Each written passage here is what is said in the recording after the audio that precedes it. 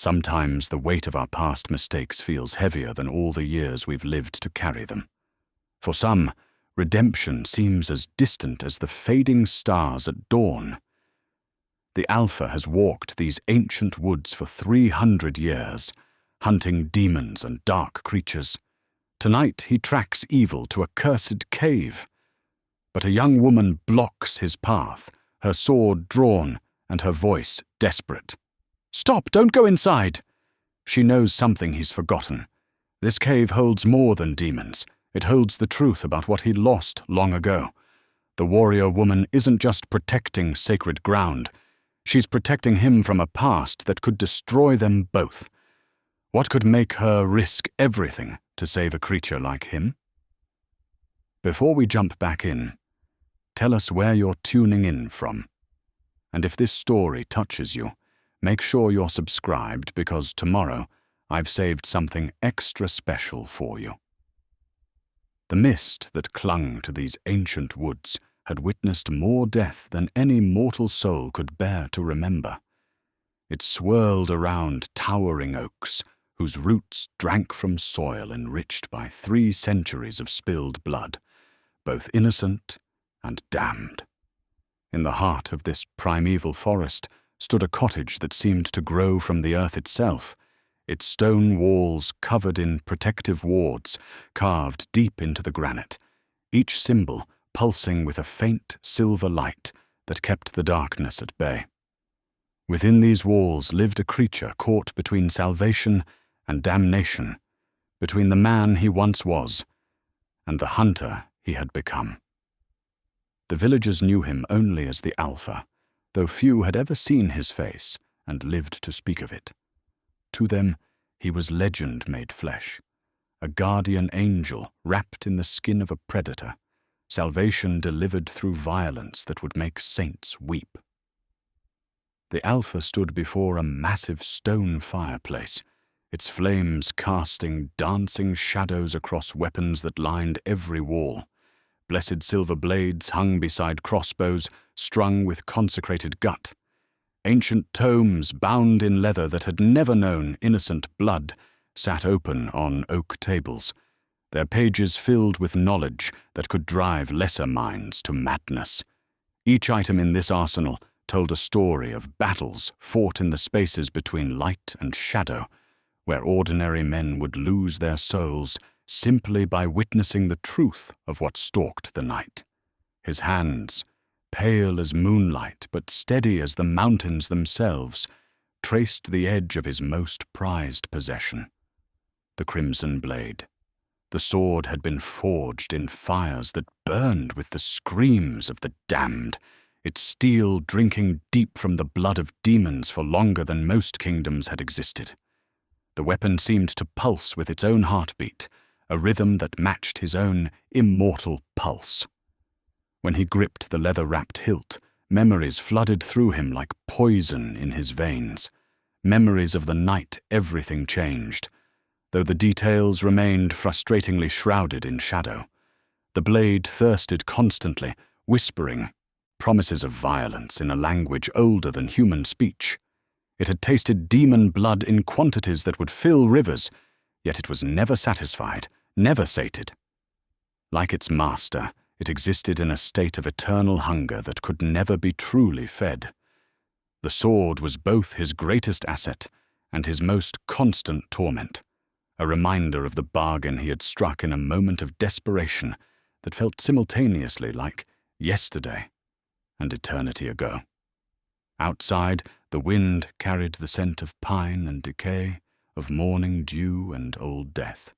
The Alpha's enhanced senses could detect the passage of every creature within miles, the nervous heartbeat of a deer picking its way through the underbrush, the slow breathing of an old bear settling into its den, the skittering movements of smaller predators going about their nightly hunts. But tonight, beneath these familiar sounds, something else moved through his domain. Something that left traces of sulfur in the air and caused the very trees to recoil from its passage. He had felt the demon's presence for 3 days now, a growing stain of malevolence that spread like infection through the natural order. Demons were not merely evil creatures, they were wounds in reality itself, tears in the fabric that separated the mortal world from realms where nightmares took physical form. When they manifested in this plane, everything around them began to rot from the inside out. Plants withered, animals fled or went mad, and humans, poor, fragile humans, simply ceased to exist in any meaningful way. The Alpha had dedicated his immortal existence to preventing such manifestations. For 3 centuries, he had walked the thin line between protector and monster, saving lives by taking others, preserving innocence through acts that would damn any ordinary soul. His code was simple: demons must die, innocence must live, and the cost to himself was irrelevant. It was a harsh mathematics of survival that left no room for doubt or mercy. But lately, something had begun to change within him. The endless cycle of hunt, kill, and wait for the next threat had worn grooves in his spirit that went deeper than bone. He found himself standing in empty clearings where battles had been won, surrounded by the ashes of vanquished enemies, wondering if his existence served any purpose beyond postponing an inevitable darkness. The faces of those he had saved blurred together in his memory, while the faces of those he had been too late to help remained crystal clear, accusing him in dreams that came even during his waking hours. Tonight's hunt had begun like countless others. A messenger had arrived at dawn, a young man from the village of Millhaven, his clothes torn and his eyes wild with terror. The boy could barely speak coherently, his words tumbling over each other in his desperate need to be believed. A demon had come in the night, he said, something that moved like smoke and struck like lightning. 3 families had been taken. Not killed, but taken, which was infinitely worse. When demons claimed the living, death was only the beginning of their suffering. The Alpha had listened to the boy's story with the patience born of centuries, noting every detail that might prove useful in the hunt to come. The demon showed signs of being recently manifested, which meant it would be hungry and reckless. It preferred to strike at isolated farmsteads rather than the village center, suggesting either caution or weakness, possibly both. Most importantly, witnesses reported that it fled toward the northern woods when confronted, which meant it was heading directly into the Alpha's territory. As the sun set and the first stars appeared through the canopy above, the Alpha had begun his preparation ritual. Each weapon was checked and blessed anew. Holy water from 7 different churches was sprinkled on his cloak. Protective wards were renewed with his own blood, the silver scars on his palms reopening easily after centuries of such offerings. The ritual served both practical and spiritual purposes. It ensured his equipment would function properly, but more importantly, it centered his mind for the violence to come. The hunt itself had been routine at first. The demon's trail was clear to his enhanced senses, marked by the stench of brimstone and the withering of plant life along its path. It moved quickly but carelessly, leaving obvious signs of its passage that any competent hunter could follow. The Alpha had tracked it through moonlit clearings and across babbling streams, through groves of ancient trees that seemed to whisper warnings in languages that predated human civilization. But as he drew closer to his quarry, something began to feel different about this hunt. The demon's trail led steadily northward, toward a part of the forest that even he rarely visited, a region where the mist grew thicker and the trees seemed to lean away from some unseen source of corruption. Local legends spoke of a cursed cave in those woods, a place where light itself went to die. The Alpha had always dismissed such stories as peasant superstition, but now, following this demon's path, He began to wonder if there might be truth hidden within the folklore. The memories that stirred at the edges of his consciousness were like half-remembered dreams, fragments of images and emotions that felt simultaneously foreign and intimately familiar. A woman's voice, calling his name, not the title Alpha, but something else, something that made his chest tighten with an emotion he couldn't identify. The scent of bread baking in a kitchen filled with morning sunlight. Children's laughter echoing through rooms he couldn't quite visualize, but somehow knew he had once called home. These flashes of remembrance came more frequently as he moved deeper into the northern woods, each one accompanied by a sharp pain behind his eyes that felt like his skull was slowly cracking open. The demon's trail grew fresher, which should have focused his attention entirely on the hunt ahead. Instead, he found himself slowing his pace, reluctant to reach the destination that logic told him lay somewhere in the cursed lands ahead. When he finally crested the ridge that overlooked the region the villagers called the Dying Grounds, the Alpha paused to survey the landscape below. The mist here was different, thicker, more purposeful, moving in patterns that suggested intelligence rather than natural air currents. Trees that should have been green with summer growth instead stood bare and twisted, their branches reaching toward the sky like the arms of the damned, pleading for mercy that would never come. And there, in the deepest part of the valley, a cave mouth yawned open like a wound in the earth itself. Even from this distance, the Alpha could feel the wrongness that emanated from that place. It pulled at something deep within him, not with the attractive force of evil seeking to corrupt, but with the terrible gravity of recognition. Whatever lay within that cave was connected to him in ways that his conscious mind could not grasp, but his soul understood with crystal clarity. The demon's trail led directly to the cave entrance, as he had somehow known it would. But as he began his descent into the valley, the Alpha became aware of another presence, someone watching him from the shadows of the dying trees.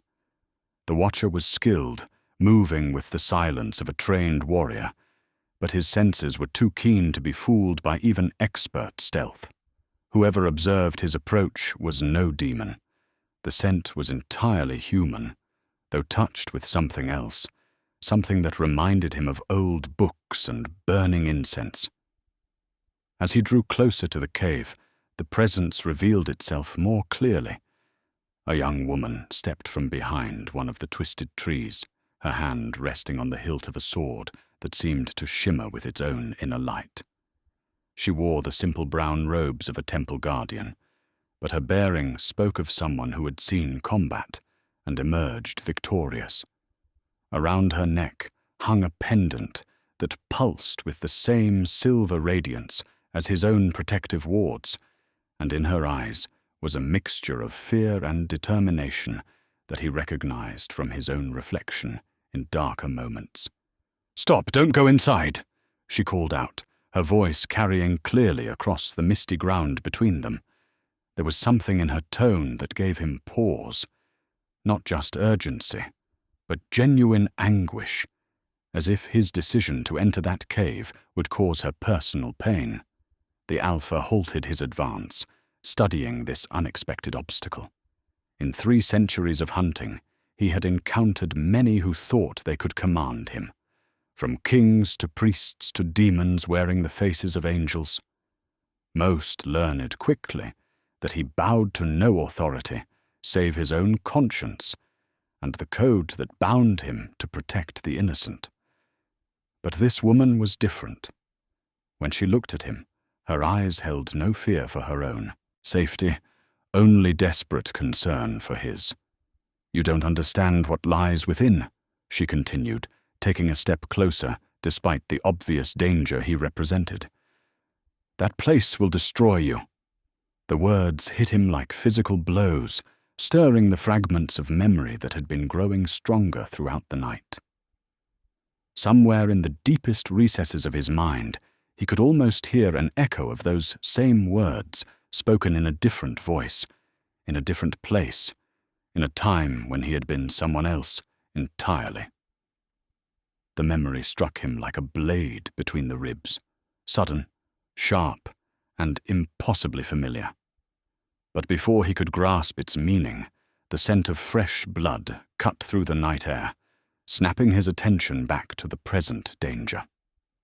The demon had struck again, and this time the violence was recent enough that he could still hear the echoes of screams carried on the wind. The Alpha's enhanced senses painted a vivid picture of the carnage that lay ahead. 3 heartbeats, weak and fading, somewhere beyond the next ridge. The metallic tang of spilled blood mixed with the acrid stench of demon magic. And underneath it all, the sulphurous reek of his quarry, so thick now that it seemed to coat the inside of his throat with each breath. He moved swiftly through the dying woods, his immortal form flowing between the twisted trees like shadow-made flesh.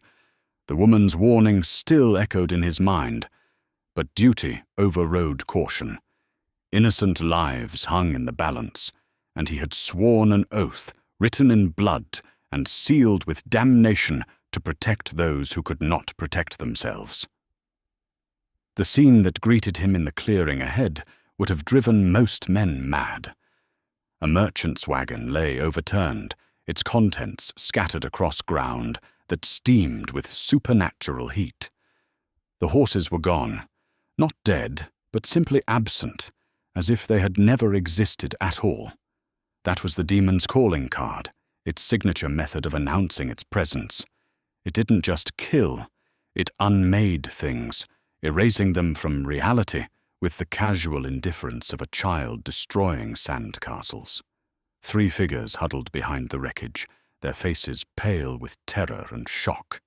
A merchant and his 2 children, the Alpha realized, studying their fine clothes and the scattered remnants of trade goods around them. They had been traveling the old forest road, probably heading to market in one of the larger towns, when the demon had chosen them as prey. The merchant clutched a crossbow with shaking hands, its bolt aimed at shadows that danced beyond his mortal vision. His son, perhaps 16 years old, held a kitchen knife with the desperate grip of someone who knew it would be useless, but refused to die without a fight. The daughter couldn't have been more than 12, and she stared at the approaching Alpha with eyes that had seen too much for her young soul to process. "Stay back!" the merchant shouted, his voice cracking with fear and exhaustion. "I don't know what you are, but we have nothing left for you to take." The Alpha raised his hand slowly, showing that he carried no immediate threat. His pale features and silver eyes marked him as something other than human, but his posture spoke of protection rather than predation. "I'm not here for you," he said, his voice carrying the weight of centuries, but gentled for the sake of frightened children. "I'm hunting the thing that did this." As if summoned by his words, a laugh echoed through the clearing, a sound like breaking glass mixed with the dying gasps of the strangled. The demon materialized from the darkness between heartbeats, its form shifting and flowing like smoke, given malevolent purpose. It stood nearly 8 feet tall when it chose to maintain a consistent shape, its body wreathed in shadows that seemed to devour light itself. Where its feet touched the ground, the earth blackened and began to smoke. "Another hunter comes to play," the demon hissed, its voice emanating from everywhere and nowhere at once. How delicious! I was growing bored with these mewling mortals. The Alpha's hand moved to the crimson blade's hilt, and the sword sang with anticipation as it left its sheath. The weapon's thirst for demon blood was so intense that the steel actually seemed to lean toward their enemy, pulling his arm forward with eager hunger. 3 centuries of such hunts had forged a bond between hunter and blade that transcended the merely physical. They had become extensions of each other's will. "Take the children and run," the Alpha commanded, without taking his eyes off the demon. "Follow the old deer path north until you reach the village of Millhaven. Tell them the Alpha sent you." The merchant hesitated, clearly torn between gratitude and the practical difficulties of fleeing through a haunted forest with 2 young children. But his son grabbed the man's sleeve and whispered something urgent. The boy had recognized the name, the Alpha realized. Even in the remote villages, stories of the immortal hunter were told around firesides when the nights grew long and dark. The demon circled them with predatory grace, its form shifting subtly with each step. Now it wore the face of a beautiful woman, now the features of a trusted friend, now the innocent countenance of a child. It was testing them, searching for the appearance that would cause the most psychological damage when it struck. "You cannot save them all, Hunter," the creature taunted. "For every life you preserve, 10 others fall to darkness. For every demon you destroy, 2 more crawl up from the depths. Your efforts are meaningless, a single candle flame held against the eternal night." The Alpha had heard such words countless times before, spoken by dozens of demons seeking to undermine his resolve through philosophical warfare. They never understood that their arguments only strengthened his determination. If darkness was truly eternal, then his light became infinitely more precious. If his efforts were meaningless, then meaning itself became something worth fighting to create. "Perhaps," he replied, advancing slowly with the crimson blade held ready. "But meaningless or not, this is what I choose to do with eternity." The battle that followed was brutal and brief. Demon and hunter moved with inhuman speed, their conflict invisible to mortal eyes except as sudden flashes of steel and shadow. The creature fought with claws that could rend reality itself, striking at the Alpha with attacks that targeted not just his physical form, but the very concept of his existence. He countered with blade work, perfected over centuries of similar battles, each cut and thrust guided by muscle memory that had been written in demon blood. When the crimson blade finally found its mark, sliding between the creature's ribs to pierce whatever passed for its heart, the demon's death scream shattered the silence of the night. Its form began to unravel like smoke in a hurricane, wisps of shadow peeling away to be absorbed back into the darkness from whence it came. The sulphurous stench faded, replaced by the clean scent of rain on summer earth. The Alpha knelt beside the merchant's family, using what healing arts he had learned to tend their wounds. They were battered and traumatized but alive, which was the only victory that mattered. The daughter spoke in a whisper so soft he had to lean close to hear her words. "It talked about a cave," she said, her young voice barely audible. "Before you came, when it was playing with us. It said it was going home to the cave, where the light goes to die." The phrase sent chills down the Alpha's spine. Those were the exact words the village legends use to describe the cursed cave in the northern woods, the same cave toward which he had been tracking the demon when the young woman had appeared to block his path. It couldn't be coincidence. Nothing in his experience had ever proven to be mere chance, especially when it came to patterns that touched the supernatural world. He helped the family gather what salvageable belongings they could carry and pointed them toward the path that would lead to safety. The merchant pressed a small object into his palm before departing, a carved bone talisman that radiated subtle warmth. "My grandfather made this from the remains of something evil he killed in the old country," the man explained. "He said it would always point toward the greatest darkness. Maybe it can help you find what you're looking for." As the family disappeared into the safer portions of the forest, the Alpha examined the talisman more closely. The carving was crude but effective, depicting a twisted tree whose roots reached down into what looked like an open mouth. When he held it up to the moonlight, the bone began to glow with a faint phosphorescence, and he could feel it tugging gently toward the north, toward the cursed cave that somehow lay at the center of everything. The demon's bone talisman, as he decided to call it, seemed to pulse with its own heartbeat as he resumed his journey. The closer he came to the cave, the stronger its glow became, until the carved surface was bright enough to read by.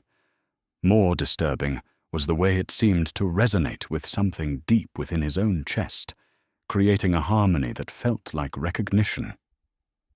When he finally reached the ridge overlooking the dying grounds for the second time that night, the Alpha paused to consider the young woman's warning.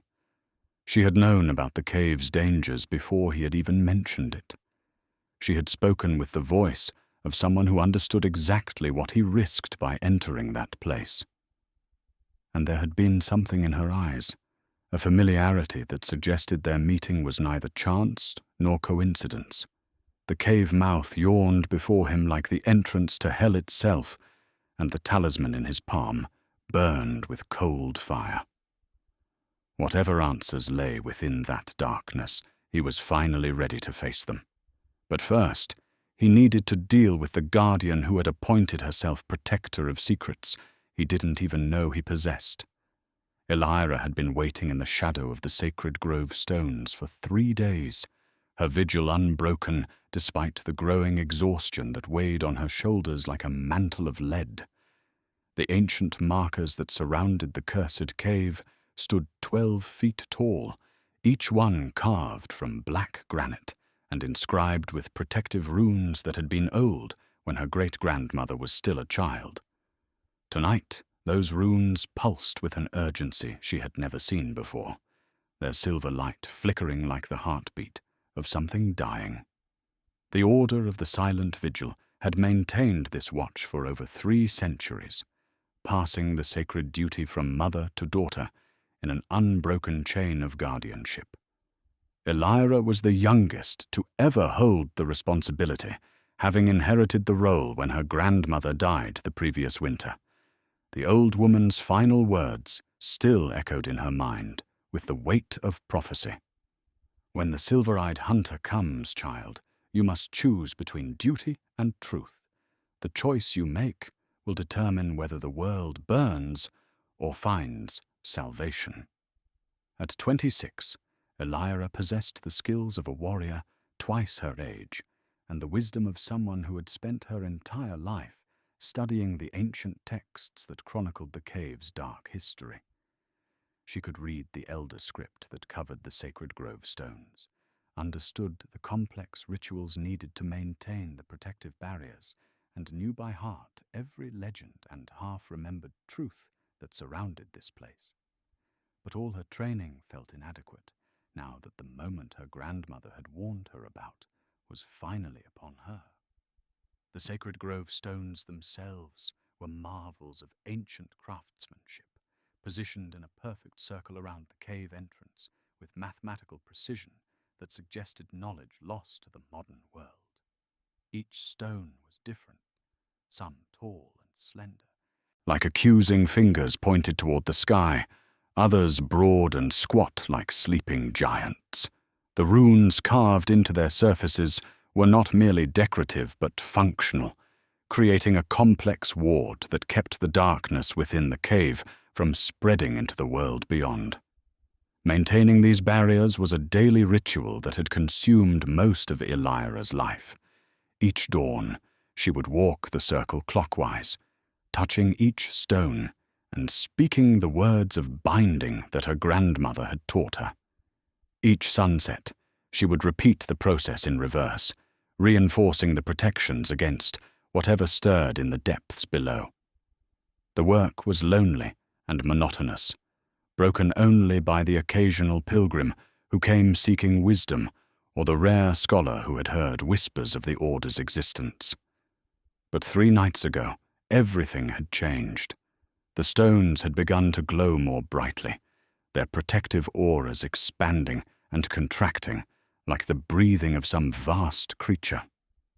The cave mouth itself had started to emit sounds, not the natural acoustics of wind moving through stone passages, but something that resembled whispered conversations in languages that predated human speech. Most disturbing of all, she had begun to have dreams. In these visions, she saw a man with silver eyes and pale skin walking through forests that burned with cold fire. He carried a sword that thirsted for blood, and his footsteps left traces of frost on summer grass.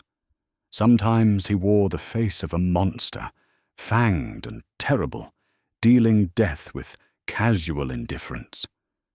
Other times he appeared almost human, his features marked by a sorrow so profound it made her heart ache even in sleep. But in every dream, he was walking toward the cave, drawn by forces he didn't understand, but couldn't resist. The dreams always ended the same way. The silver-eyed hunter would stand before the cave entrance, and she would step forward to block his path. Words would be spoken, urgent, desperate words that felt familiar even though she couldn't remember them upon waking.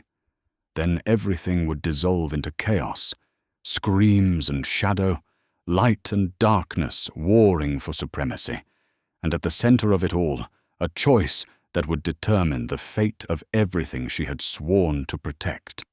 Her grandmother's journals, written in the careful script of a woman who had spent decades contemplating mysteries beyond mortal understanding, offered some context for these visions.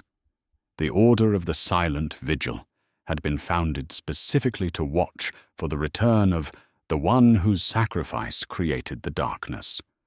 According to the oldest texts, a great evil had once threatened the world, and only the willing transformation of a pure soul had been powerful enough to stop it. But the cure had been almost as terrible as the disease. The transformed guardian had been bound to a role that slowly consumed his humanity, turning protector into predator. The cave served as both prison and sanctuary for remnants of that ancient struggle. Within its depths lay artifacts of power that could either redeem or damn the transformed guardian, depending on how they were used. The Order's duty was to ensure that when he finally returned, for the texts insisted that he would return, he would be guided toward redemption rather than destruction. Elira carried this knowledge like a stone in her chest, heavy with the weight of generations who had prepared for a moment they would never see. Her grandmother had trained her, not just in the maintenance of the protective barriers, but in combat techniques designed specifically for fighting supernatural opponents. She could wield blessed weapons with lethal precision, speak banishing words in 7 ancient languages, and channel divine power through the moonstone pendant that hung around her neck. The pendant itself was one of the Order's most sacred relics, passed down from the first guardian to each of her successors. It was carved from a single piece of moonstone that had fallen from the sky on the night the Great Transformation took place, and it glowed with inner light whenever ancient magic stirred nearby. For the past 3 days, it had been so bright that she had to keep it hidden beneath her robes to avoid attracting unwanted attention from the night creatures that prowled the dying woods. When she finally saw the silver-eyed hunter approaching through the mist, Elira felt a mixture of relief and terror that nearly brought her to her knees. Relief because the long wait was finally over, and she could fulfill the purpose for which she had been trained since childhood. Terror because seeing him in person made her realize just how unprepared she truly was for what lay ahead. He moved through the twisted landscape, like death itself given form, his pale features marked by a weariness that spoke of centuries spent in service to causes that offered no reward save the knowledge of duty fulfilled. The sword at his side radiated such hunger for violence that it made her skin crawl, and his silver eyes held depths that seemed to reflect the accumulated sorrow of everyone he had been unable to save. But there was something else, something the ancient texts had not prepared her for. When he looked at the cave entrance, his expression changed subtly, replacing predatory focus with something that looked almost like grief. And when their eyes met across the misty ground between them, she felt a shock of recognition that had nothing to do with prophetic dreams or inherited knowledge. Somehow, impossibly, she knew this man, not from visions or legends, but from memories that felt like they belonged to someone else. The moment stretched between them like a taut bowstring, heavy with potential energy that could either create or destroy. Elira's hand moved instinctively to the grip of her blessed sword, but something in his posture told her that violence might not be the answer her ancestors had expected. The silver-eyed hunter stood, motionless in the swirling mist, studying her with an intensity that suggested he was experiencing his own moment of impossible recognition. "Stop! Don't go inside!" The words came from her lips without conscious thought, driven by an urgency that seemed to well up from the deepest places in her soul. "You don't understand what lies within. That place will destroy you." The Alpha's response to her warning was not what Elira had expected from 3 centuries of preparation. Instead of the dismissive arrogance or cold indifference that the ancient texts had described, she saw something flicker across his features that looked almost like pain. His silver eyes, which had been fixed on the cave entrance with predatory intensity, now focused entirely on her with an expression she couldn't quite decipher. "You speak as if you know me," he said, his voice carrying undertones that seemed to resonate in her bones. "But I have walked these woods for longer than your bloodline has drawn breath, and I do not remember you." There was no threat in his words, but Elira could feel the power that radiated from his immortal form, like heat from a forge. The crimson blade at his side seemed to whisper promises of violence, and she knew that if this encounter turned to combat, her chances of survival were minimal at best. But the sacred duty that had been passed down through generations of her family demanded that she stand between him and the cave, regardless of the personal cost. "Perhaps your memory is not as complete as you believe," she replied, drawing her blessed sword with a motion that had been practiced 10,000 times in training yards and moonlit clearings. The blade sang as it left its sheath, its steel blessed by 7 high priests and quenched in water from sacred springs. Some truths are too painful to remember, even for immortals. The moonstone pendant around her neck blazed with sudden brilliance, its light causing both of them to squint against the radiance. But instead of driving the Alpha back as she had hoped, the pendant's glow seemed to trigger something within him.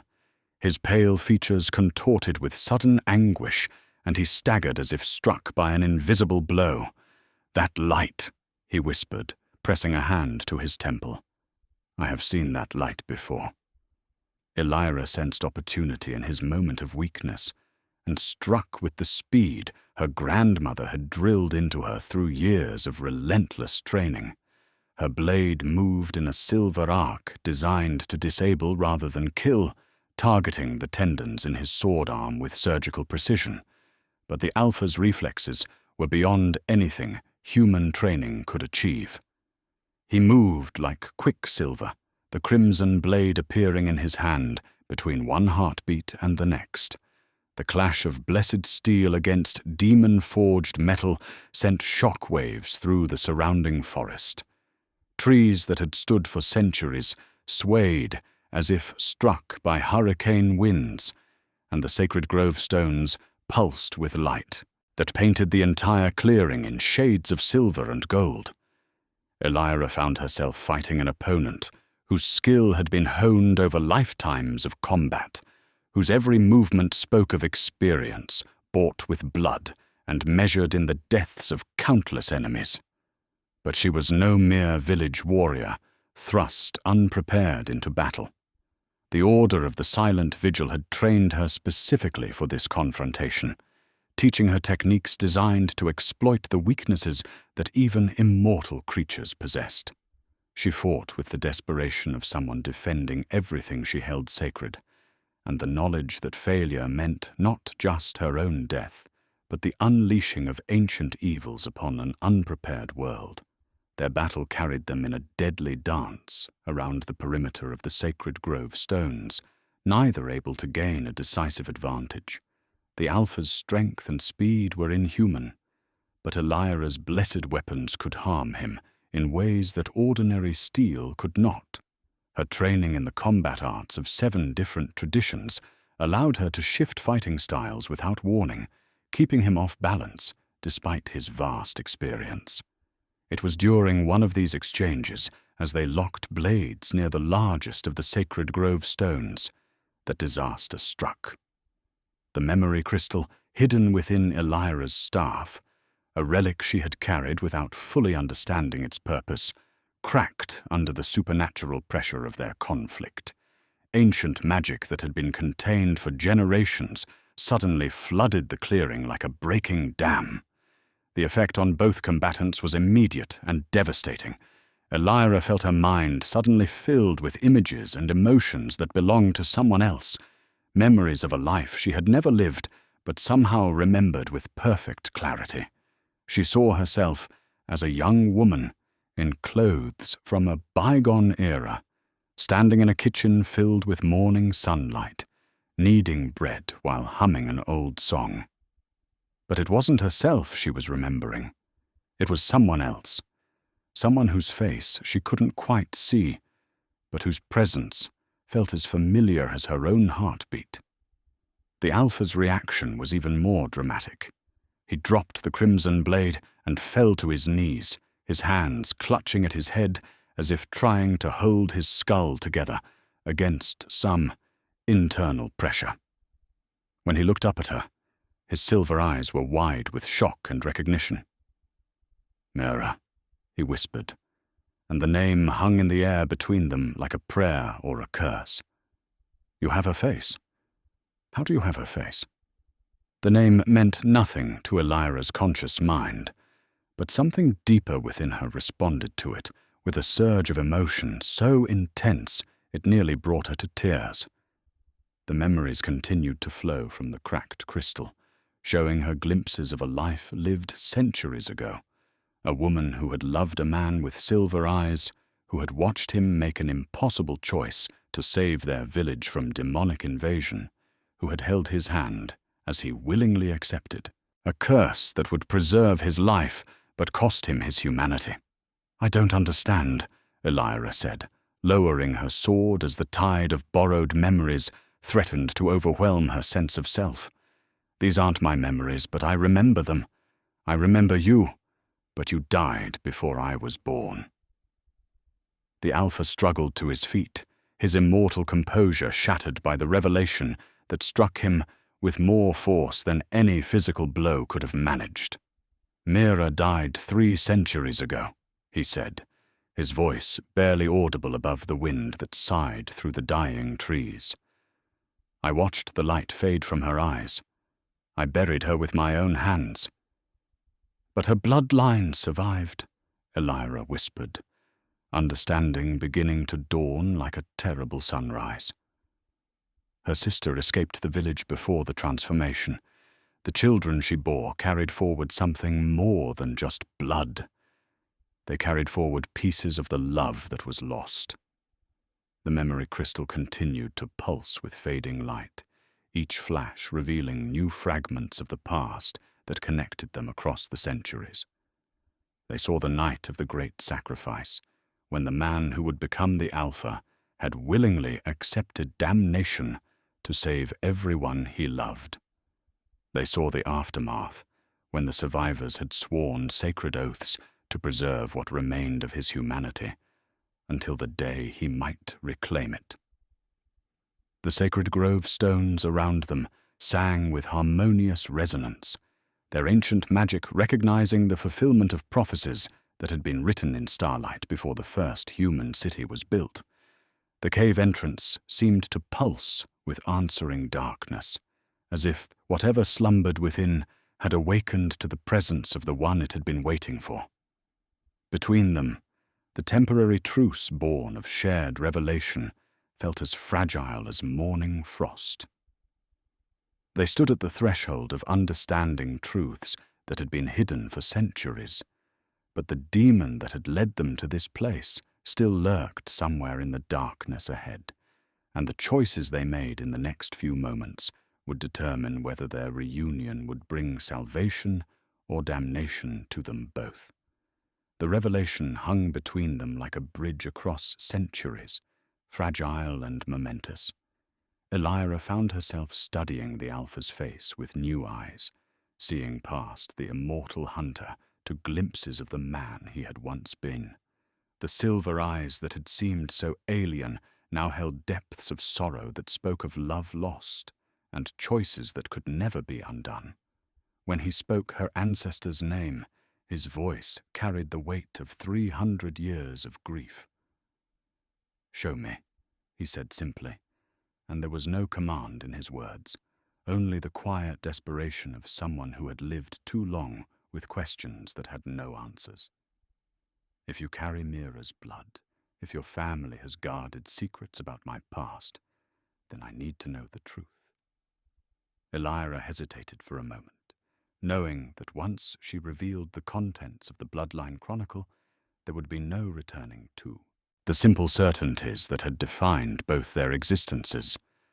But the memory fragments, still echoing from the cracked crystal, had shown her enough to understand that their meeting was not coincidence. It was the culmination of a plan that had been 3 centuries in the making. From within her robes, she withdrew a leather-bound tome that seemed to radiate its own quiet power. The Bloodline Chronicle was ancient beyond measure, its pages filled with careful script in multiple hands, spanning generations. The cover was worn smooth by countless readings, and the binding had been reinforced multiple times to preserve the precious knowledge within.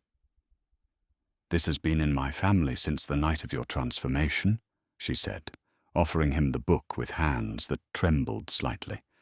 "My ancestor, Mira's sister Elena, she witnessed everything. She recorded what happened in those final hours, and every generation since has added to the account." The Alpha accepted the chronicle with the reverence one might show to sacred relics. His pale fingers traced the worn leather cover, and when he opened to the first page, she could see him struggling to process handwriting that belonged to someone he had known and loved centuries ago. "Elena," he whispered, and suddenly his face crumpled with an emotion so raw it was painful to witness. Little Elena, with the laughing eyes and the quick tongue. "She was barely 16 when I—" He stopped, unable to finish the sentence. "When you saved her life," Elira completed gently. "When you saved everyone's life by accepting a curse that would bind you to hunt the very evil you had become part of." She watched him read Elena's account of that terrible night, his silver eyes moving across words that had been written in tears and trembling hands.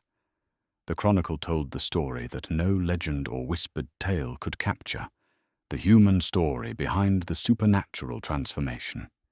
It spoke of a village under siege by demons, of a young protector who had exhausted every other option, of a choice between certain death for everyone he loved and a living damnation that might save them all. "The demons offered you a bargain," Elira continued, having memorized every word of her ancestors' testimony. "Accept their curse and become their hunter, bound to destroy other demons, but forever changed from the man you had been. In exchange, they would leave the village untouched and never return."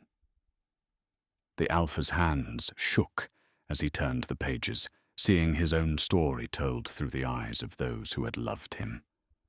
Elena had written with the passionate honesty of youth, holding nothing back as she described the man her sister had chosen to marry. He had been called Aldrich then, and he had been everything a young woman could wish for. Kind, brave, devoted to protecting those who could not protect themselves. She wrote about the night you proposed to Mira, Elira said softly. How you brought her wildflowers from the high meadows, and promised to build her a house with windows facing east so she could watch the sunrise every morning. Elena said Mira cried for 3 days straight, not from sadness, but from joy so intense she couldn't contain it. The Alpha, Aldrich, closed his eyes as if the memories were physically painful. I remember, he said, his voice barely audible. I remember everything now.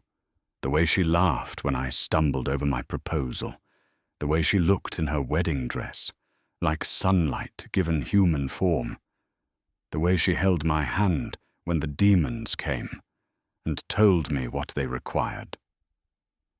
Eleanor's chronicle painted a picture of those final hours that was both heroic and heartbreaking. Mira had begged him not to accept the demons' bargain, insisting that they would find another way to save the village. But Aldrich had already seen the truth that she could not bear to acknowledge. There was no other way. The demons were too powerful, the village's defenses too weak.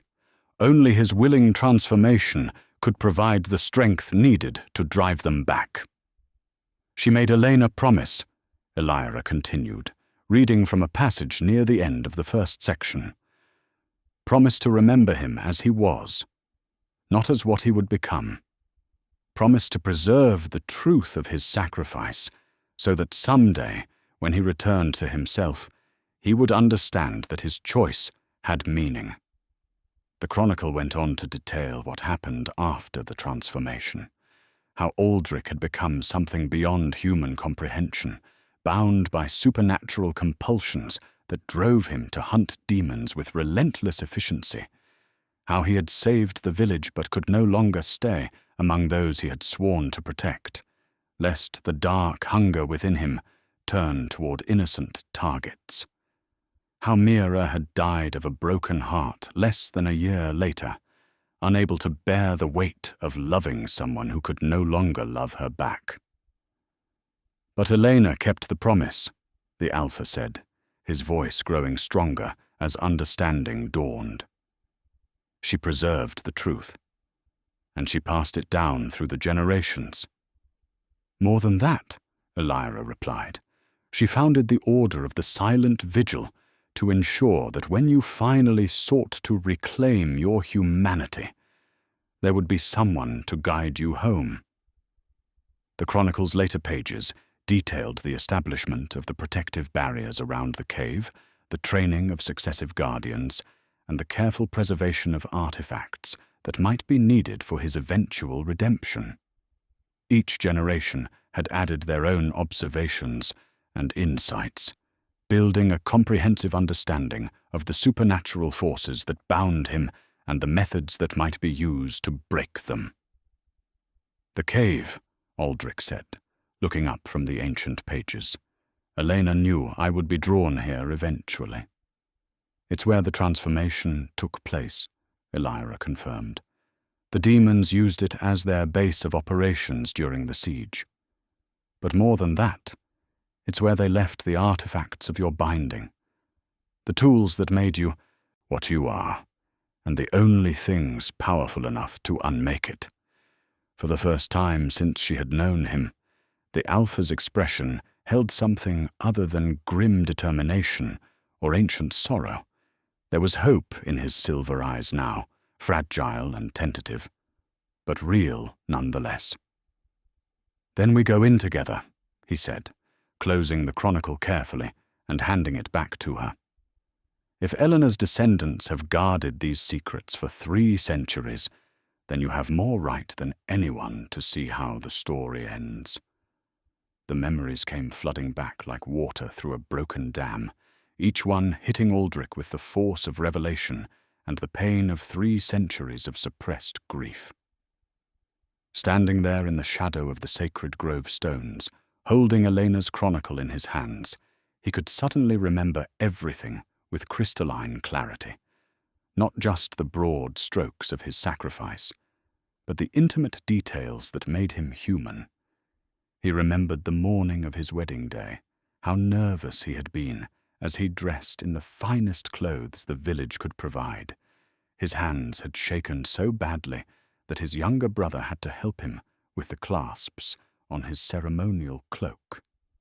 Mira had been radiant in the simple white dress her mother had sewn by candlelight, working through the night to ensure every stitch was perfect.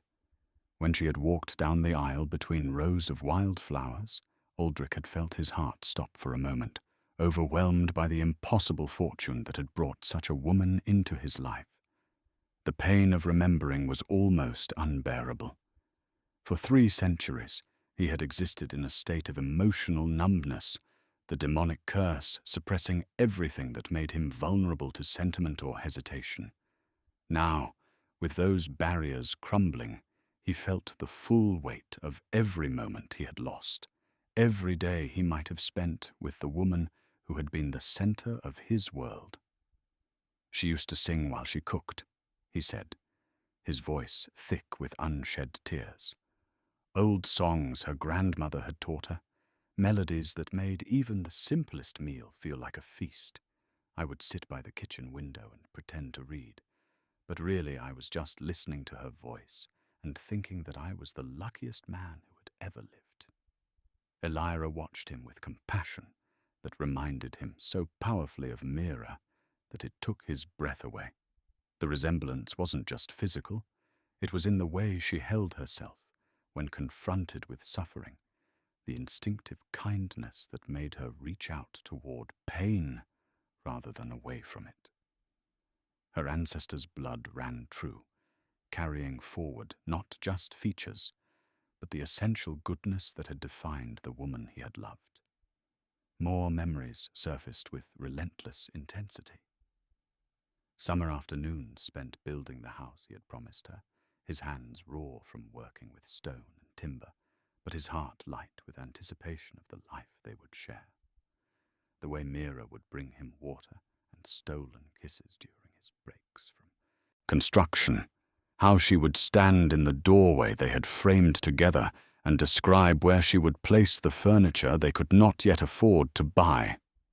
"We plan to have children," Aldrich continued, the words torn from him like pieces of his soul. 3 of them, if God blessed us. Mira wanted 2 sons and a daughter, but I secretly hoped for the opposite. I thought daughters would look like their mother, and I couldn't imagine anything more beautiful in the world. The emotional devastation of remembering what he had lost was compounded by the realization of what his choice had cost others. Elena's chronicle had mentioned Mira's death, but reading about it was different from remembering the woman who had died of heartbreak. He could see her face now, not as the idealized memory of a lost love, but as the real woman who had laughed and cried and worried about small things like whether the bread would rise properly or if the chickens were laying enough eggs. "She begged me not to accept the demon's bargain," he said, his silver eyes reflecting depths of anguish that no mortal soul should have to bear. The night they came with their offer, she held my hands and promised that we would find another way. She said that losing our lives together would be better than me losing my soul alone. Elira moved closer, offering comfort with her presence, even though she knew that no words could ease the magnitude of his grief. The moonstone pendant around her neck pulsed with gentle light, its ancient magic responding to the emotional upheaval that surrounded them. Through the cracked memory crystal, she could sense echoes of his remembering, glimpses of the love story that had ended in sacrifice and separation. "But you knew she was wrong," Elira said gently. "You saw what the demons would do to the village, to her, if you refused their offer." "I saw the children hiding in the cellars," Aldrich replied, his voice breaking on the words. I saw the way the demons looked at them, not as future victims, but as entertainment. They would have taken days to kill everyone, and they would have made sure I watched every moment of it. The choice they offered wasn't really a choice at all. He remembered the moment of transformation with perfect, horrible clarity. The demon's ritual had taken place in the very cave that now yawned before them, their dark magic reshaping his human form into something capable of hunting their own kind. The pain had been indescribable, not just physical, but spiritual. The systematic destruction of everything that made him who he was, replaced by drives and compulsions that served their purpose rather than his own will. "I felt my love for her dying," he whispered, and the admission was like a blade through his heart. That was the worst part. Not the physical change, but the way the curse stripped away my capacity to feel anything tender or gentle. For 3 centuries I remembered her face, but couldn't remember why it had mattered to me. But now, with the memories fully restored, he could feel that love returning with devastating force. It flooded through him like sunlight after a long winter, warming parts of his soul that had been frozen for centuries. The emotion was so intense it brought him to his knees, overwhelmed by the magnitude of what he had lost and the miracle of having it returned. Elira knelt beside him, her hand touching his shoulder with the same gentle certainty that Mira might have shown. "She never stopped loving you," she said softly. Elena wrote about her final words. Mira said that love doesn't end when the beloved changes. It just learns to love what they become. The simple truth of those words broke something inside Aldrich that had been holding him together through sheer will. He wept then, tears that he had not been capable of shedding for 3 centuries, grief that he had never been allowed to feel. Elira held him as he mourned not just for Mira, but for the man he had been, for the life they might have shared, for all the choices that led to this moment of remembering. When the storm of emotion finally passed, Aldrich felt something he had not experienced since the night of his transformation: peace. The memories were painful, but they were also precious, beyond measure. They reminded him that beneath the cursed hunter lay the heart of a man who had loved deeply enough to sacrifice everything for others. "She would want us to finish this," he said, rising to his feet with new determination. "Mira would want me to reclaim what was stolen, to become myself again. And she would want Elena's descendants to see their family's long vigil come to an end." Hidden within the depths of the cave, something that had once been his wedding ring waited in the darkness, corrupted by centuries of demonic influence, but still carrying traces of the love that had sanctified it. The artifact called to him now with the voice of memory, promising either redemption or final damnation, depending on the choices he made in the hours ahead. The cave entrance loomed before them, like a mouth that had swallowed light itself, its darkness so complete that even Aldrich's enhanced vision could not penetrate more than a few feet beyond the threshold. The air that flowed from its depths carried scents that spoke of ages beyond human memory, dust from stones that had been carved before the first cities rose, the metallic tang of old blood, and underneath it all, the sulphurous reek that marked places where the boundaries between worlds had grown thin. Elira walked beside him with the steady confidence of someone who had prepared for this moment her entire life. But Aldrich could sense the tension in her posture, the way her hand never strayed far from her blessed sword's hilt. The moonstone pendant around her neck had begun to pulse with increasing frequency as they approached the cave, its light creating a small bubble of illumination that pushed back the supernatural darkness by mere inches. The protective wards don't extend past the entrance, she warned as they reached the threshold. Once we step inside, we'll be in a place where normal rules don't apply. The demons who built this chamber designed it to amplify supernatural energies. It will make you stronger, but it will also make the curse's hold on you more intense. Aldrich nodded, though privately he wondered if any amount of preparation could ready them for what lay ahead. The demon's bone. Talisman in his pocket had grown so hot it nearly burned through the fabric, and the crimson blade at his side whispered constantly now, its hunger for violence growing more insistent with each step. But beneath these supernatural compulsions, he felt something else. A pull that had nothing to do with demonic magic and everything to do with the man he had been before his transformation. The cave entrance yawned before them, and together they stepped across the threshold into darkness that seemed to have weight and substance. The moment their feet touched the stone floor beyond, reality shifted around them in ways that defied description. The passage that should have led deeper into the earth instead opened into a vast chamber that could not possibly have fit within any natural cave system. The walls soared upward into shadows that no light could reach, carved with intricate patterns that hurt to look at directly. Symbols from languages that predated human civilization covered every surface, their meanings shifting and changing even as they watched. In the center of the chamber stood a raised dais made from black stone that seemed to absorb light rather than reflect it, and upon that dais sat artifacts that radiated power so intense the very air around them shimmered like heat waves. But the chamber was not empty of life.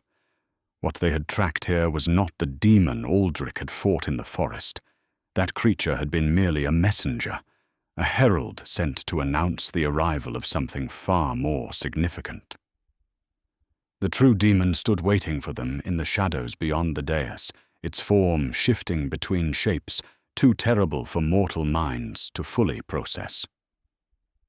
"Welcome, my faithful servant," the creature said, its voice echoing from the carved walls with harmonics that resonated in their bones. "You have done well to bring the Guardian here. Her bloodline will provide the final component needed for my return to full power." The words struck Aldrich like physical blows, their implications more devastating than any weapon could have been. "What are you talking about?" he demanded, the crimson blade appearing in his hand without conscious thought. "I came here hunting a demon that threatened innocence." Laughter filled the chamber, not the wild cackling of madness, but the satisfied chuckle of someone whose carefully laid plans had finally come to fruition. "Oh, my dear Alpha, you still don't understand what you are, do you? What you have been for these past 3 centuries? From the shadows beyond the dais, more artifacts became visible, not relics of power meant for protection or redemption, but tools of binding and control. The puppet master's crown sat upon a pedestal of human skulls, its gold surface inscribed with runes that pulsed with the rhythm of a diseased heartbeat. The crown was beautiful in the way that poison flowers are beautiful, its terrible purpose hidden beneath craftsmanship that spoke of inhuman skill. "You are not a hunter of demons," the creature continued, its form solidifying into something that resembled a fallen angel, clothed in shadows and malice. "You are my most effective tool for eliminating competition. Every demon you have killed over these past centuries was a rival to my power, an obstacle to my eventual return to dominance over this realm." The revelation hit Aldrich like an avalanche of understanding, each piece of the truth more horrifying than the last. He thought of all the demons he had hunted, all the battles he had fought, believing himself to be protecting innocent lives. In his mind, he could see them clearly now. Not random predators attacking helpless victims, but entities that had been fighting against the true darkness, trying to prevent something far worse than themselves from gaining a foothold in the mortal world. "The demons you fought were rebels," the creature explained with obvious satisfaction. "Former servants who had grown tired of my rule and sought to establish their own territories. By eliminating them so efficiently, you cleared the way for my loyal followers to move into positions of power. The dark influence that has been growing stronger in recent years, that is my doing, made possible by your unwitting service." Elira's face had gone pale as the magnitude of the deception became clear. "The Order," she whispered. "We thought we were preserving your humanity, so you could choose redemption. But we were actually protecting the perfect weapon," the Demon Lord finished. "Oh, your ancestors' intentions were pure enough. But intentions matter little when measured against results. By keeping the Alpha's human memories suppressed, by maintaining the barriers that prevented him from understanding his true purpose, your precious Order ensured that he would continue serving me until the moment was right for my final victory." The chamber around them began to change as the Demon Lord's power manifested more fully. The carved walls started to glow with phosphorescent light that revealed scenes of battles fought and cities fallen. In each image, Aldrich could see himself, sometimes as the Alpha, sometimes in other guises, always arriving to destroy whatever force might have opposed the growing darkness. 3 centuries of careful manipulation, the Demon Lord continued. 3 centuries of guiding you to the right places at the right times, ensuring that my enemies fell while my allies grew stronger. And now, last, you stand in the very chamber where your transformation began, ready to complete the purpose for which you were created." The truth was a poison that spread through Aldrich's consciousness, corrupting every memory of heroism and sacrifice. Every life he thought he had saved had been part of a larger pattern of deception. Every demon he had destroyed had been struck down in service to a greater evil. The curse that bound him had not made him a protector.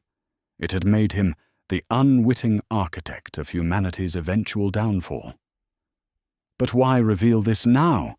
Elira demanded, her blessed sword gleaming in the supernatural light. "Why tell us the truth when you could have continued the deception?" The Demon Lord's smile was terrible in its predatory satisfaction. "Because the time for subtlety has passed.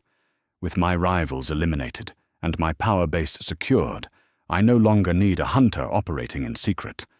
What I need now is a general who will lead my armies openly, and for that, he must understand exactly what he is serving."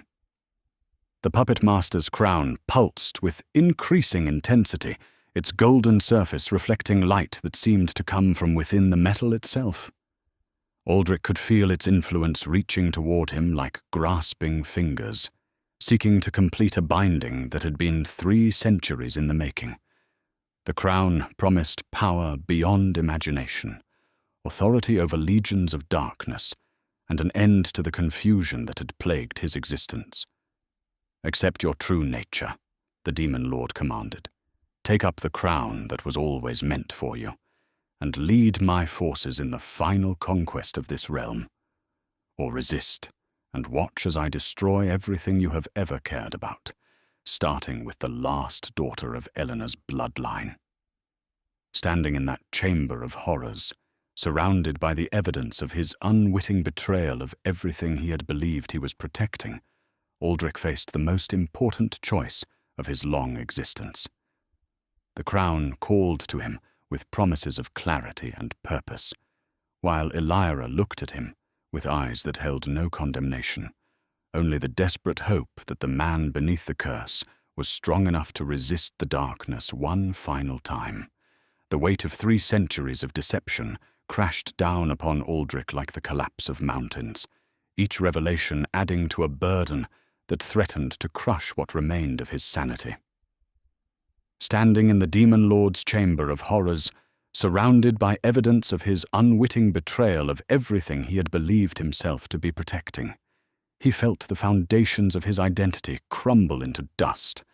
The hero's journey he thought he had been walking was revealed as a carefully orchestrated dance of manipulation, every step choreographed by the very evil he had sought to oppose. "You're lying," Elira said, her voice carrying desperate conviction despite the evidence arrayed before them. The people he saved, the lives he protected, those were real. The good he accomplished can't be erased by your revelations. The Demon Lord's laughter filled the chamber like the sound of breaking glass. "O child of Eleanor's blood, your faith is touching but misplaced. Yes, your champion saved lives, but only the lives I allowed him to save. Every rescue was calculated, every victory served my greater purpose. The innocents he protected were spared because their deaths at that moment would have interfered with my plans." Aldrich's silver eyes moved across the chamber, taking in details that painted a picture more horrifying than his worst nightmares. The walls were covered with maps that showed the systematic elimination of demonic territories over the past 3 centuries, each conquest marked with symbols that corresponded to his own hunts. What he had believed to be random encounters with evil were revealed as strategic strikes against a supernatural resistance movement. But even as the truth threatened to destroy him, something deeper within Aldrich began to stir, not the programmed responses of the cursed hunter, but the stubborn will of the man he had been before his transformation. Memories of his human life, so recently recovered, provided an anchor against the Demon Lord's attempts to define his identity through service to darkness. "You made one mistake," Aldrich said, his voice growing stronger with each word. "You let me remember who I was before you changed me. You let me remember what it felt like to love someone more than my own life. A sentimental weakness that will be corrected once you accept the crown," the Demon Lord replied dismissively.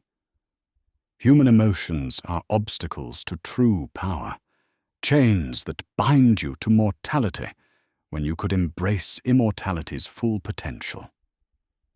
But Elira was already moving, her blessed sword cutting through the supernatural atmosphere as she advanced toward the dais where the cursed artifacts waited. She had spent her entire life studying the texts and prophecies that surrounded this place, and now understanding dawned like sunrise breaking through storm clouds.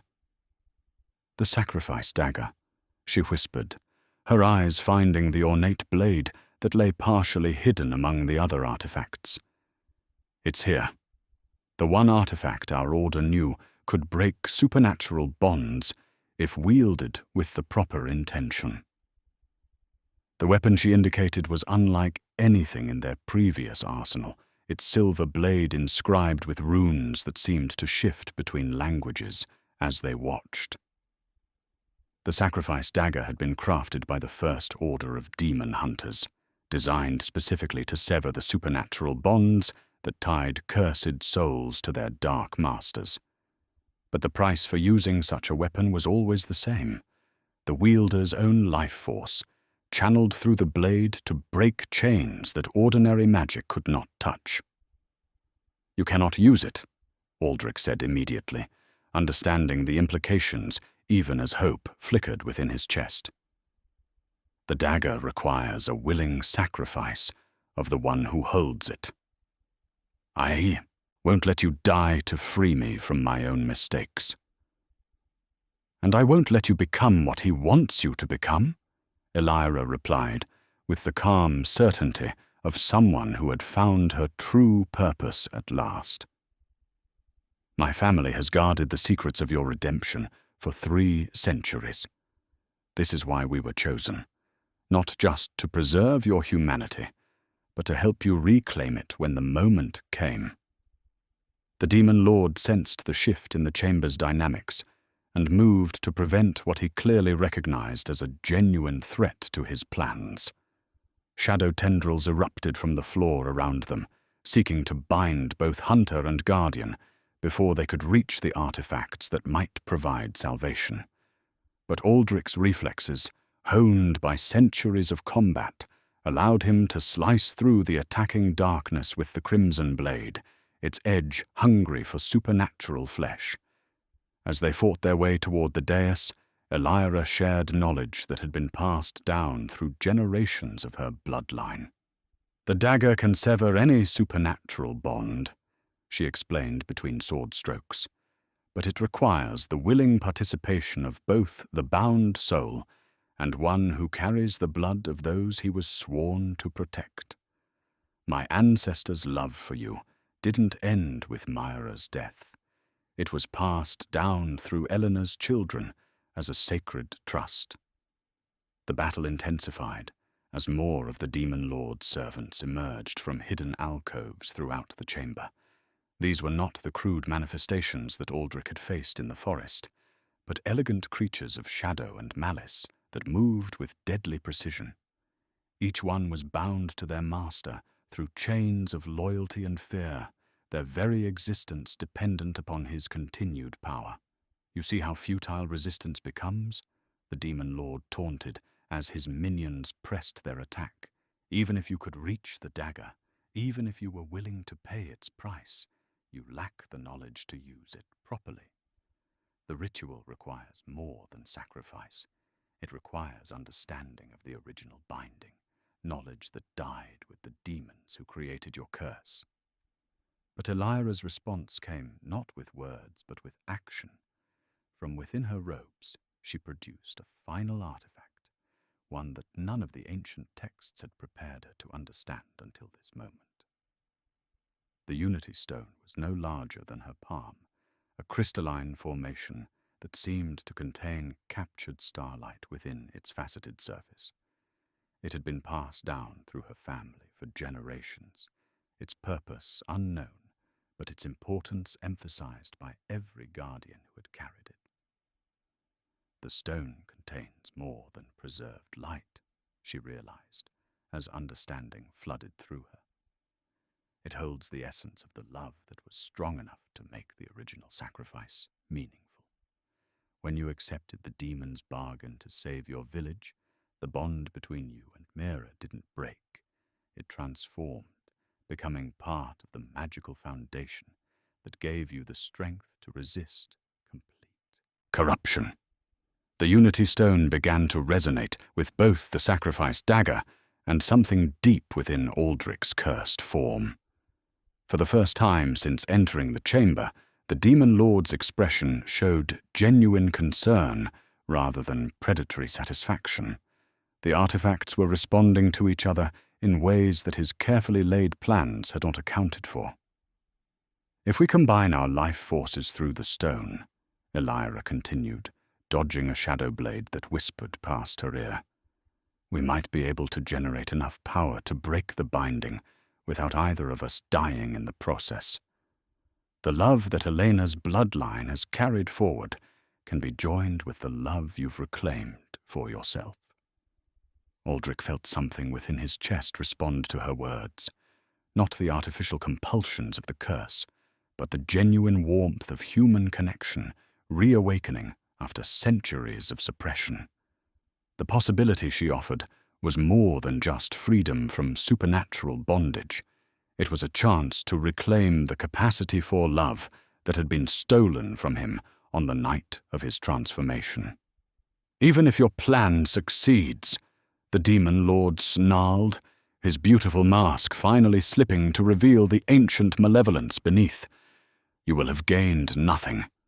Without my guidance, without the purpose I have given his existence, your precious hunter will become nothing more than an immortal wanderer with no reason to continue living."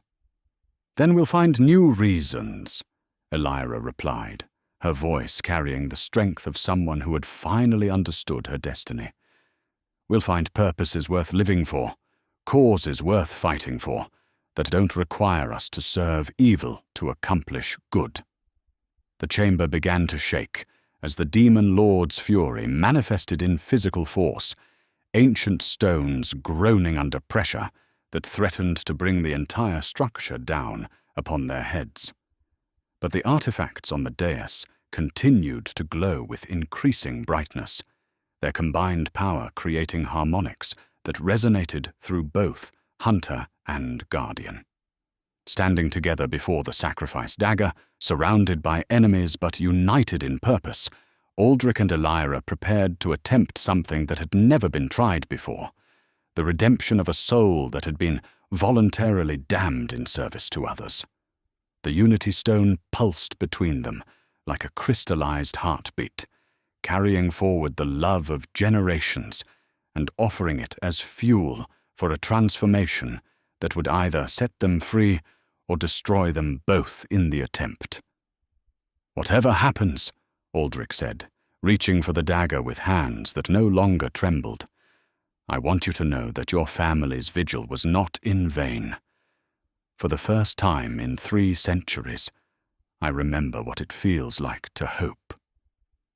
"Then let's make that hope into something more than memory," Elira replied, her own hands joining his on the blade that would determine their fate.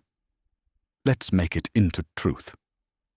The moment Aldrich's fingers closed around the sacrifice, dagger's hilt, the chamber erupted into chaos that transcended the merely physical.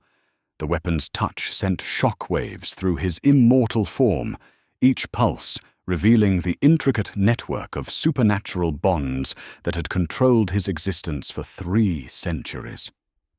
The curse wasn't simply an overlay upon his human nature. It had woven itself into the very fabric of his being, threading through memories, emotions, and instincts until distinguishing between his true self and the demon lord's influence became nearly impossible. Within his chest, something that had been dormant for centuries began to stir. The heart of light, that crystalline core where his human soul had been preserved like an ember in ashes, suddenly blazed with radiance that sent waves of pain and ecstasy through his entire body. The demon lord had never been able to destroy this last refuge of Aldrich's humanity, but he had buried it so deep beneath layers of supernatural compulsion that its influence had been reduced to barely perceptible whispers. Now, with the sacrifice dagger channeling power from the Unity Stone through his hands, those whispers became a roar that threatened to tear his consciousness apart. Every memory of his human life crashed into the present with devastating force. Not just the sweet recollections of love and hope, but the agonizing weight of every choice he had made since accepting the curse. The demon lord sensed the shift immediately and struck with desperate fury, his attacks targeting not Aldrich's physical form, but the delicate process of spiritual reclamation taking place within him. Tendrils of pure malevolence lashed out like whips, seeking to reinforce the bindings that held the hunter's identity in place while simultaneously crushing the growing light of his recovered humanity. "You think your pathetic human emotions can overcome 3 centuries of perfect conditioning?" the demon lord snarled, his beautiful facade dissolving entirely to reveal something that hurt to look upon directly. "I made you in my own image, created you to be the perfect instrument of my will. Your love, your hope, your precious memories. They are obstacles to be overcome, not treasures to be reclaimed." But Elira's presence beside him provided an anchor that the demon lord had not anticipated. Her hands on the dagger joined their life forces through the Unity Stone, and through that connection, Aldrich could feel not just her strength, but the accumulated love of generations who had refused to give up hope for his redemption. Elena's bloodline had carried forward more than mere genetic inheritance. They had preserved the emotional resonance of everything he had been willing to sacrifice himself to protect. The battle that raged within Aldrich's consciousness was reflected in the physical realm around them. His body became a battlefield where light and shadow warred for dominance, silver fire erupting from his skin in places where the heart of light's influence grew strongest, while other areas remained shrouded in the smoky darkness that marked the Demon Lord's claim upon him. Through the chaos, fragments of suppressed memories began to surface with devastating clarity. He remembered the night of his transformation, not the sanitized version that the curse had allowed him to retain, but the full horror of watching his humanity be systematically dismantled and rebuilt according to demonic specifications. He felt again the moment when his capacity for love had been severed, experienced anew the agonizing realization that he could no longer feel the warmth that had once defined his entire existence. But alongside those terrible memories came others, moments when the curse had faltered, when some echo of his true nature had managed to break through the supernatural conditioning. He remembered standing over the bodies of families he had been too late to save, feeling something that the Demon Lord had tried to convince him was merely frustration at tactical failure, but which he now recognized as genuine grief. He remembered times when he had chosen to spare enemies who might have been allowed to live, decisions that had seemed tactically sound, but which had actually been expressions of mercy that his cursed nature should never have permitted. The heart of light grew brighter with each recovered memory, its radiance beginning to burn away the layers of demonic influence that had accumulated over the centuries.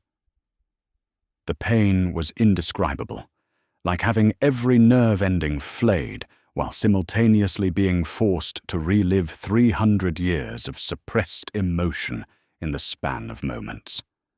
But through it all, Elira's presence remained constant, her own life force flowing through the Unity Stone to support his struggle against the darkness.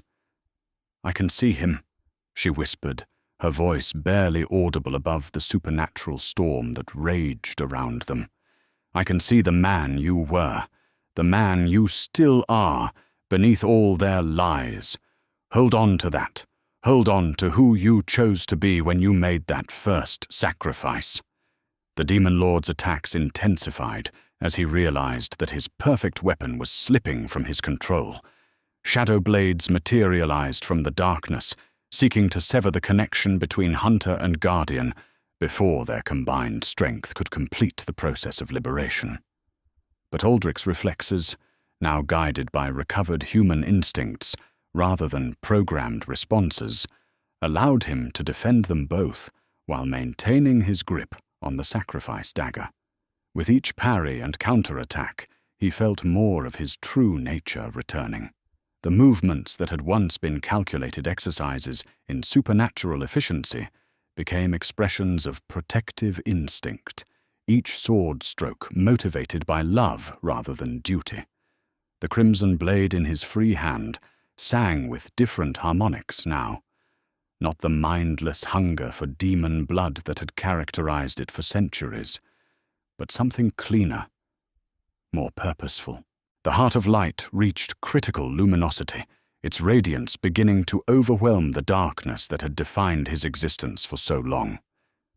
In that moment of transformation, Aldrich finally understood what he had to do to complete his redemption and sever the bonds that tied him to the Demon Lord's will. The moment of truth arrived like the breaking of dawn after the longest night in history. Aldrich felt the heart of light within his chest reach a crescendo of radiance that threatened to tear his physical form apart, while simultaneously offering the first real hope he had experienced in 3 centuries. The Unity Stone between his and Elira's joined hands pulsed with harmonics that resonated through both their beings, creating a bridge between their life forces that the Demon Lord's magic could not sever. "Together," Elira said, her voice steady despite the supernatural storm that raged around them. The stone will amplify what we offer, not just our individual strength, but the love that has connected our bloodlines across the centuries. The sacrifice. Dagger grew warm in their shared grip, its ancient runes shifting from silver to gold as it responded to their combined intention.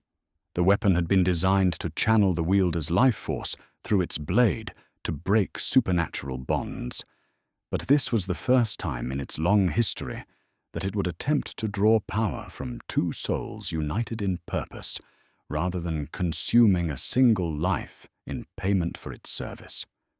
The Demon Lord, sensing that the moment of decision had arrived, abandoned all pretense of restraint. His attacks came not as measured strikes designed to preserve his valuable puppet, but as desperate attempts to destroy both Guardian and Hunter before they could complete their work. Shadow wraiths materialized from the carved walls, their forms shifting between human faces that Aldrich recognized. Every innocent he had failed to save over the centuries, twisted now into weapons of psychological warfare. "Look at them," the Demon Lord commanded, his voice carrying compulsions that had ruled Aldrich's existence for longer than most civilizations had endured.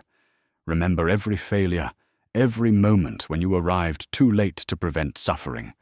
This is what your precious humanity accomplished, a legacy of inadequacy that my power transformed into purpose." But the faces of the lost no longer carried the sting of guilt that they once had. Through the Unity Stone's influence, Aldrich could feel how Elira perceived those same memories, not as evidence of his failure, but as proof of the compassion that had survived even the Demon Lord's attempts to erase it. Every life he mourned was a testament to the love that the curse could suppress, but never truly destroy. "They mattered to you," Elira said, her understanding flowing through their shared connection. "Even when you couldn't remember why, even when the curse told you they were just tactical considerations, you grieved for them. That grief is what kept your soul alive." The sacrifice. Dagger began to channel their combined life force, but instead of draining them toward death, it transformed their offering into something more powerful than either could have achieved alone. The Unity Stone served as a catalyst, taking their individual strengths and weaving them into a pattern that resonated with the deepest foundations of creation, the same primal forces that had allowed love to triumph over despair in the first place. Golden light erupted from the dagger's blade, cutting through the supernatural darkness that filled the chamber like a sword of pure intention. Where the light touched the Demon Lord's bindings, they began to smoke and crack, 3 centuries of careful conditioning unraveling in moments. But the Demon Lord was not defenseless. His power had grown immense during the years of Aldrich's unwitting service, and he struck back with force that shook the very foundations of the mountain. The chamber walls began to crack and crumble as 2 opposing forms of magic warred for supremacy. Ancient stones that had witnessed the rise and fall of empires groaned under pressures that exceeded their structural limits. But through it all, Eldrick and Elira maintained their grip on the sacrifice dagger, their shared purpose providing stability in a world gone mad. The final breaking of the bonds came not with thunder and lightning, but with a sound like singing, the harmony of 2 souls recognizing their connection across the span of centuries. The Unity Stone between their hands began to glow with such intensity that it became difficult to look at directly, and then suddenly it shattered, its crystalline structure unable to contain the forces flowing through it. But instead of dissipating, the energy released by the stone's destruction flowed into both Aldrich and Elira, transforming them in ways that transcended the merely physical. The curse that had bound him for 3 centuries snapped like an overstressed chain, its supernatural links severed by power that drew its strength from love rather than domination. Aldrich felt his immortal nature shift and change, losing the terrible hunger that had driven him to hunt, but retaining enough enhanced strength and perception to continue protecting those who needed a guardian. He was no longer the Alpha, that construct of demonic will, but neither was he merely the human he had been before his transformation. He had become something new, a being who carried the wisdom of both experiences and the freedom to choose his own path. The demon lord's scream of rage and defeat shook the collapsing chamber, but his power over the mortal realm was broken. Without his perfect weapon to eliminate rivals and expand his influence, he found himself cast back into the shadow realms from which he had emerged, his carefully constructed plans reduced to ruin. In the sudden silence that followed, Aldrich and Elira looked at each other with eyes that saw clearly for the first time, free from the distortions of curse and duty that had shaped their existence until this moment. Dawn broke over the ancient forest with a clarity that had not been seen in these lands for 3 centuries. The mist that had perpetually shrouded the dying grounds lifted like a curtain being drawn back, revealing landscapes that bloomed with sudden life.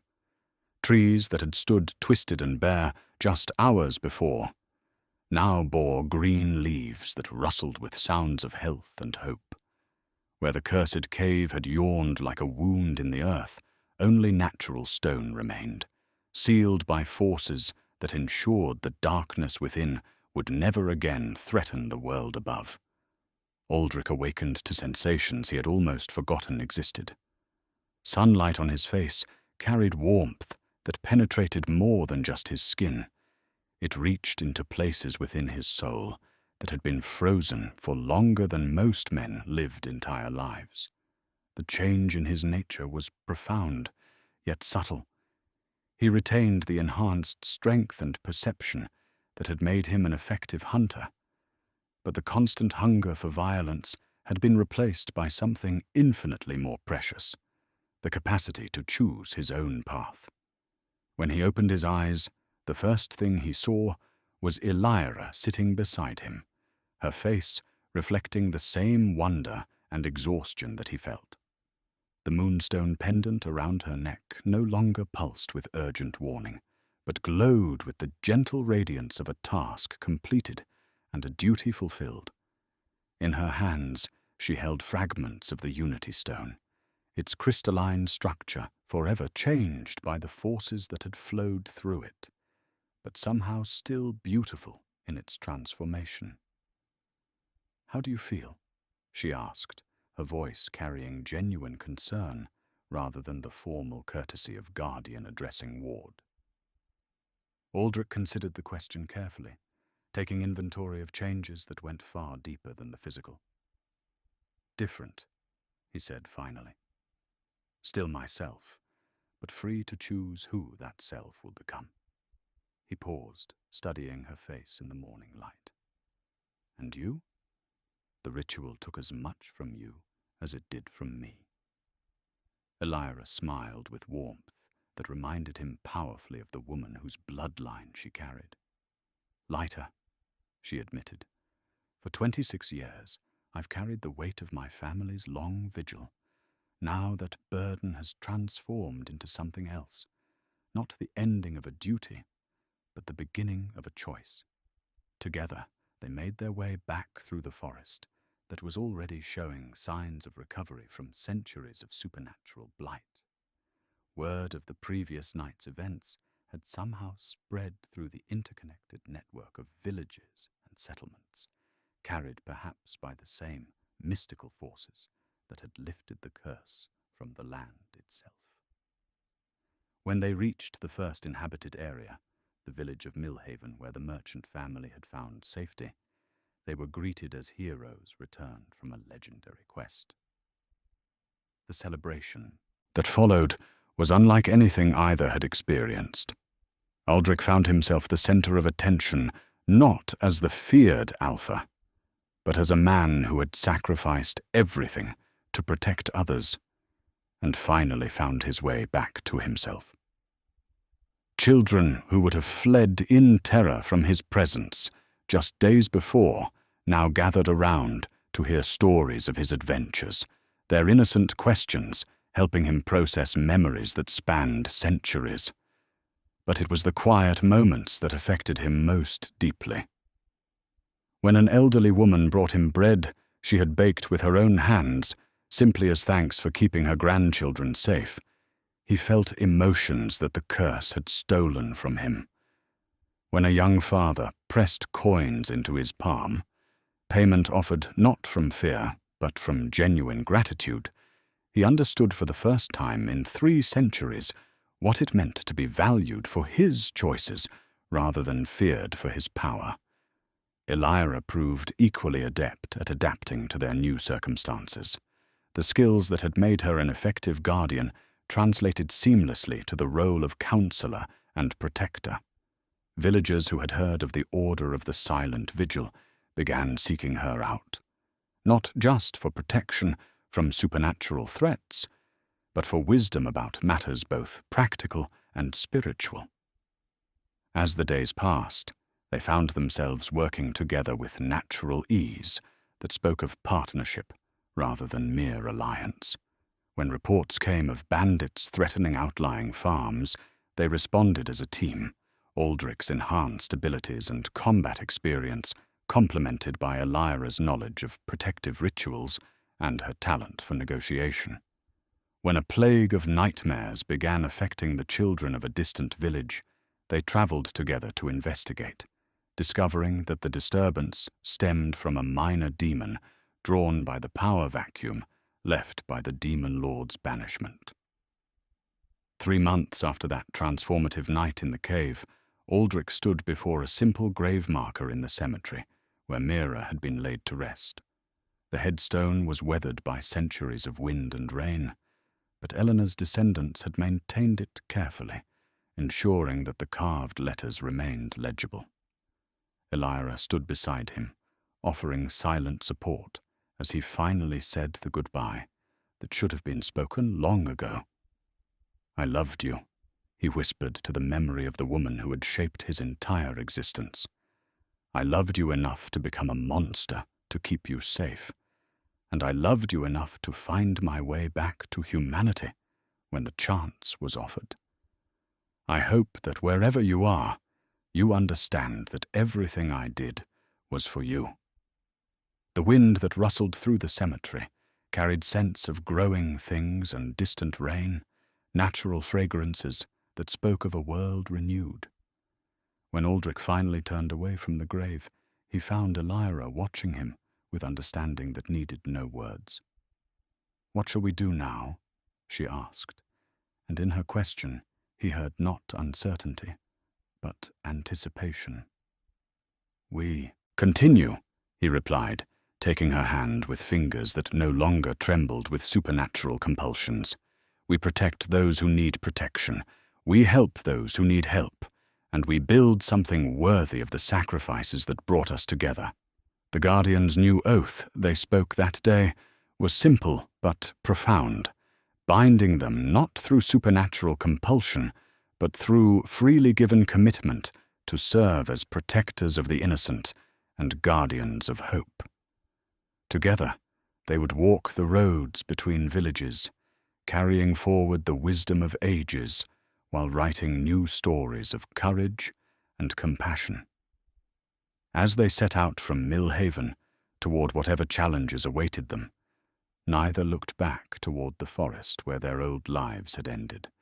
The future stretched ahead like an unwritten page, full of possibility and promise, ready to be shaped by choices made in love rather than duty.